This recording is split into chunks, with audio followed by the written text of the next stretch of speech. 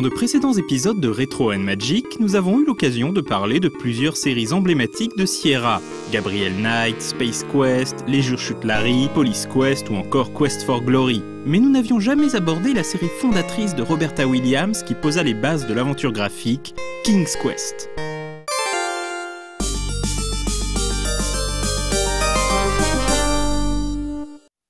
Au moment où sort King's Quest, en 1983, le jeu d'aventure se limite aux fictions interactives, les fameux jeux textuels, dont Zork est le plus fameux représentant. Sierra va révolutionner le genre en proposant une aventure où l'avatar du joueur et le monde qui l'entoure sont représentés de manière graphique plutôt que par des paragraphes descriptifs. On contrôle désormais son personnage au clavier dans des environnements colorés, même s'il faut toujours taper soi-même les actions à effectuer.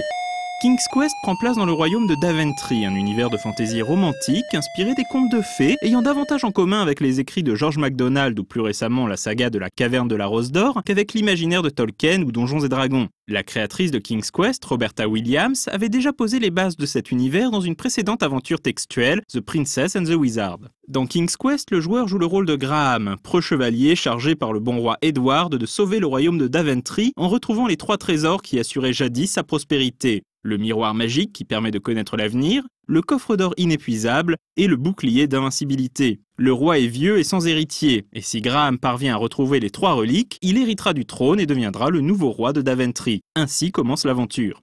L'une des particularités de King's Quest est sa non-linéarité. Le joueur est libre d'obtenir les 3 trésors dans l'ordre de son choix, et le monde à explorer est vaste avec de nombreux lieux enchantés ou mystérieux. A noter que dans King's Quest, il est très fréquent de mourir si on effectue certaines actions ou si l'on tombe sur les monstres qui rôdent. Ce côté punitif du gameplay deviendra une spécificité des jeux d'aventure Sierra, tandis que leurs grands rivaux, LucasArts, brandiront la carte de l'humour et de l'expérimentation. Un autre élément récurrent du gameplay est la présence de personnages non-joueurs qui apparaissent aléatoirement dans certains tableaux, obligeant le joueur à faire des allers-retours jusqu'à l'apparition du personnage en question. King's Quest marque également les débuts du Adventure Game Interpreter, le moteur qui sera utilisé par de nombreux jeux Sierra. Une version améliorée de King's Quest, basée sur le moteur SCI et permettant de contrôler le personnage à la souris, sortira en 1990 sur Amiga et PC. Le déroulement de l'aventure a été remanié et est désormais beaucoup plus linéaire que l'original. Les fans seront assez mécontents de ce remake, considérant que les changements apportés ont retiré beaucoup de sa magie au jeu.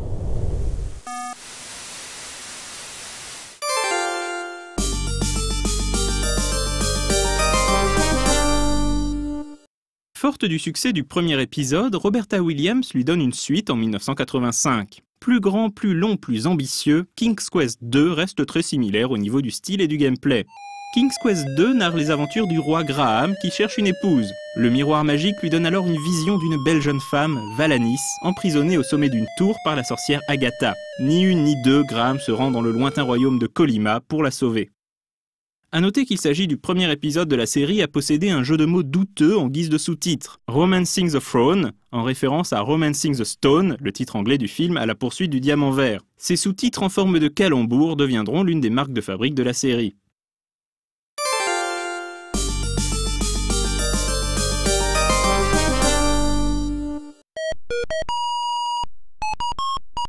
Un an plus tard, en 1986, Roberta Williams crée King's Quest 3, To Err is Human.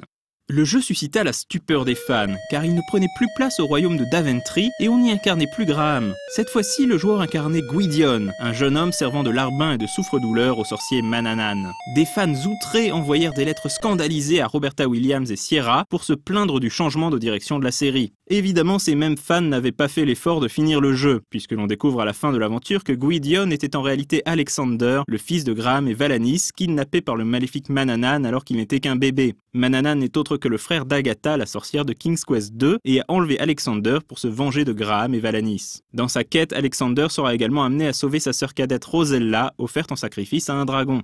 La particularité de gameplay de King's Quest 3 est l'écoulement du temps. En effet, Manannan confiera régulièrement des corvées aux joueurs qu'il faudra accomplir dans le temps imparti, ou s'absentera pendant quelques minutes, laps de temps que le joueur devra exploiter pour planifier son évasion.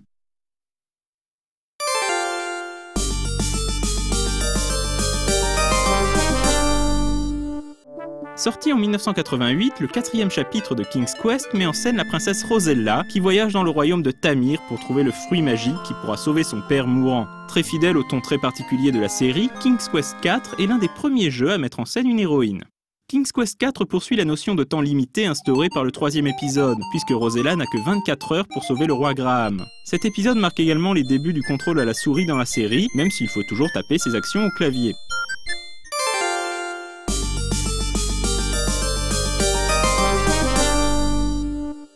King's Quest V marque un cap décisif dans la série. Le jeu adopte le tout nouveau moteur SCI et propose désormais un contrôle intégral à la souris avec une interface à base d'icônes. King's Quest V est donc le premier épisode de la série à proposer un gameplay de type point and click. Mais le jeu marqua également les esprits avec ses graphismes VGA et un an plus tard sa version CD-ROM incluant des voix numérisées pour l'ensemble des personnages du jeu.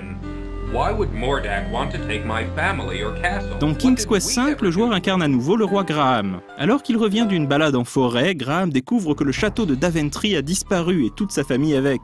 Le coupable est le sorcier Mordack, frère de Manannan et Agatha, qui cherche à son tour à se venger de la famille royale de Daventry. Aidé par Cédric, un hibou parlant, Graham se rend au royaume de Serenia pour affronter Mordack.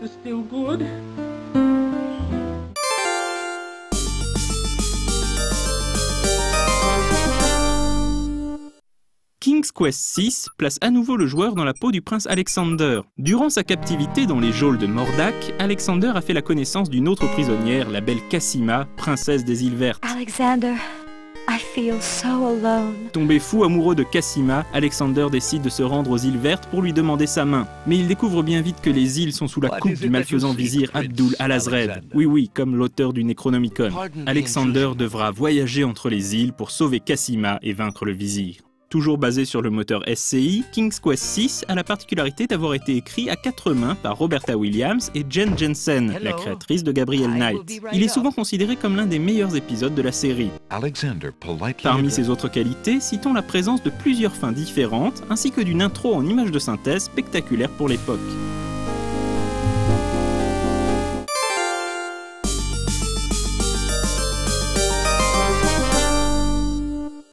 Poursuivant la tradition de l'alternance, King's Quest VII change à nouveau de protagoniste et on y incarnera cette fois-ci Valanis, la reine de Daventry, et à nouveau Rosella, changée en troll pendant une partie du jeu.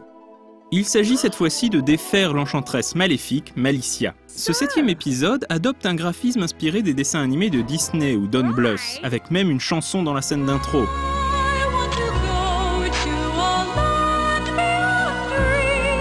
Ce choix artistique irrita certains joueurs et beaucoup trouvèrent également le jeu décevant en raison d'une interface simplifiée permettant moins d'interaction avec les décors. Parmi les bonnes idées de King's Quest VII, citons toutefois la possibilité de manipuler les objets en 3D dans l'inventaire.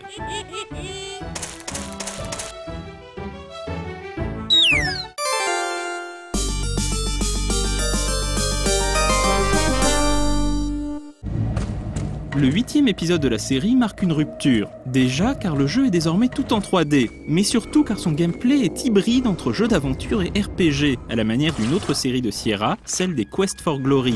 C'est également le premier épisode où l'on n'incarne pas un membre de la famille de Graham. Le héros de Mask of Eternity est Connor, un simple tanneur. Lorsqu'une malédiction transforme les habitants de Daventry en statues de pierre, Connor est le seul épargné ayant trouvé un fragment du masque d'éternité. Connor va donc devoir voyager par monts et par vaux pour reconstituer le masque et lever la malédiction. S'il est loin d'être parfait, Mask of Eternity représente une volonté courageuse de faire évoluer le jeu d'aventure. Les fans de la première heure regretteront cette nouvelle formule, et les critiques seront plutôt tièdes. Quoi qu'il en soit, le jeu remportera un succès correct, se vendant mieux que Grim Fandango par exemple, son concurrent direct.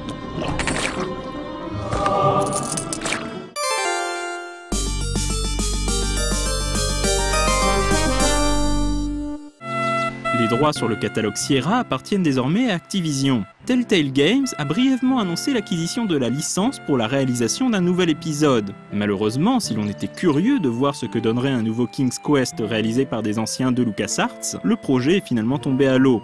Il reste désormais à voir si Activision a d'autres plans pour la franchise ou si la quête du roi est définitivement tombée aux oubliettes.